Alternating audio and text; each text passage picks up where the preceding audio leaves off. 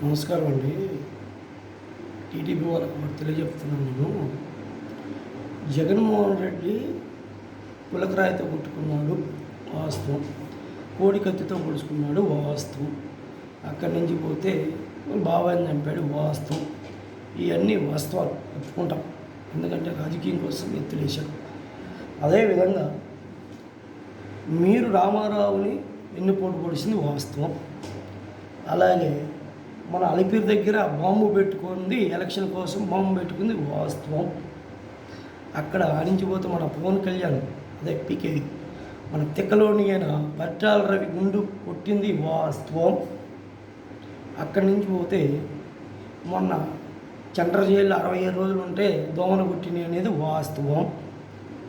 అక్కడి నుంచి మన పవన్ కళ్యాణ్కి కడప నుంచి వచ్చారంట బేడ్ బ్యాచ్.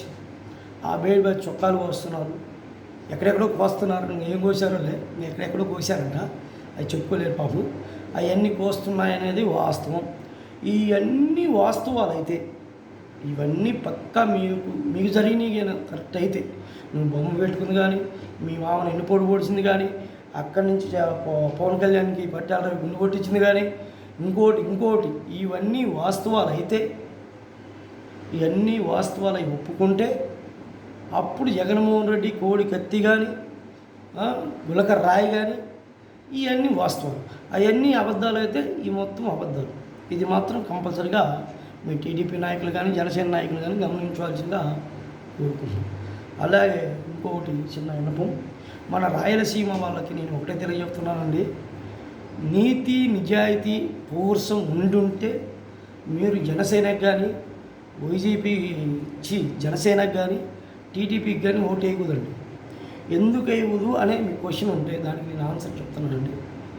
వాళ్ళు ఏం చెప్తున్నారు, రాయలసీమ వాళ్ళు వస్తున్నారు, రౌడీలు వస్తున్నారు, రాయలసీమ రౌడీలను నింపాడు, రాయలసీమ బేడి బ్యాచ్ని నింపాడు, రాయలసీమ దొంగలను నింపాడు అనేది ప్రతి సభలో తూర్పుగోదావరి కానీ గుంటూరు కానీ కృష్ణా జిల్లాలో ఈ జిల్లాలలో ఆడే పదార్థాలు ఆ మాటలు వాళ్ళు వాడుతున్నారు. గమనించండి, పవన్ కళ్యాణ్ కానీ చంద్రబాబు కానీ వాడుతున్నారు, మన లోకేష్ నాయుడు పప్పు నాయుడు గారు కానీ వీళ్ళు వాడుతున్నారు.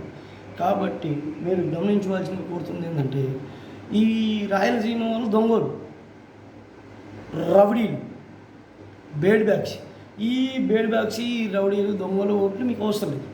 అందుకని మీరు వేయకూడదు. వేసి అతను గెలిపించారంటే మీరు అది ఒప్పుకున్నట్టు.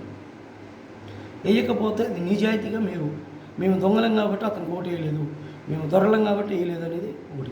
లేదు మేము దొంగలము అన్ని దొరలు అంటే అతనికి ఓటు వేయండి చంద్రబాబుకి ఫోన్ కానీ. ఇది కంపల్సరీగా మీరు తీసుకోవాల్సిన నిర్ణయం. రాయలసీమ పౌరుషం అంటే చూపించవలసిందిగా కోరుతున్నాను.